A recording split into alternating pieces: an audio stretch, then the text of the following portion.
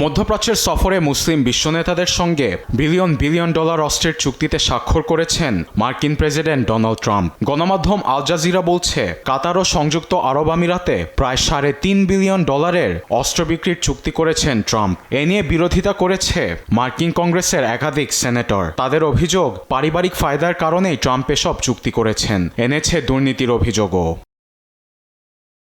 এই ইস্যুতে মার্কিন আইন প্রণেতারা বলেছেন, চুক্তির বিনিময়ে ট্রাম্প নানা সুবিধা ভোগ করবে। আমিরাতে বিনিয়োগ সংস্থা এক্ষেত্রে ক্রিপ্টোকারেন্সির স্টেবল কয়েন ব্যবহার করবে, যা ট্রাম্প পরিবার থেকে ইস্যু করা হয়। রিপাবলিকান নেতা মার্কিন মসনদে বসার পর সেই ক্রিপ্টোকারেন্সির দ্বারা মিলিয়ন মিলিয়ন মার্কিন ডলার আয় করেছেন বলে এমনও অভিযোগ আছে। অস্ত্রের চুক্তি বাস্তবায়িত হলে ট্রাম্পের পকেটে কারি কারি অর্থ ঢুকবে বলে অভিযোগ করেছেন একাধিক মার্কিন আইন প্রণেতা।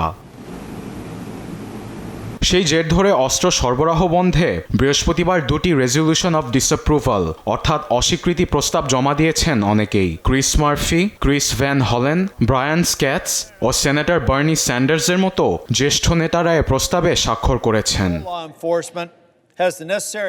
এই ইস্যুর পাশাপাশি কাতার রাজপরিবার কর্তৃক ট্রাম্পকে বোয়িং 747 উপহারের বিষয়টি নিয়েও মুখ খুলেছেন অনেকেই। উপহারটি ট্রাম্প গ্রহণ করলে সংবিধান বিরোধী হবে বলে জানিয়েছেন মার্কিন আইন বিশেষজ্ঞরা। এক্ষেত্রে সেনেটর ক্রিস মার্ফি ট্রাম্পকে ব্যঙ্গ করে বলেন, তিনি রাজকীয় সংবর্ধনা পেতে ভালোবাসেন। ট্রাম্প নিজেকে রাজা মনে করেন, তাই রাজার মতো আচরণ পেতে ভালোবাসেন। তাকে মাথায় তুলে রাখতেই বিদেশি সরকার তার পেছনে বিলিয়ন বিলিয়ন অর্থ ঢেলে তার ক্রিপ্টোকারেন্সির পকেট ভারী করেছে। এসব অভিযোগের বিরুদ্ধে এখনো মুখ খোলেননি প্রেসিডেন্ট ট্রাম্প। তবে অস্ত্র সরবরাহ বন্ধ হবে কিনা এ নিয়ে এখনো মার্কিন আবহাওয়ায় ধোঁয়াশা বিরাজমান। আরবেদ আফসার, নিউজ ডেস্ক, দেশ টিভি।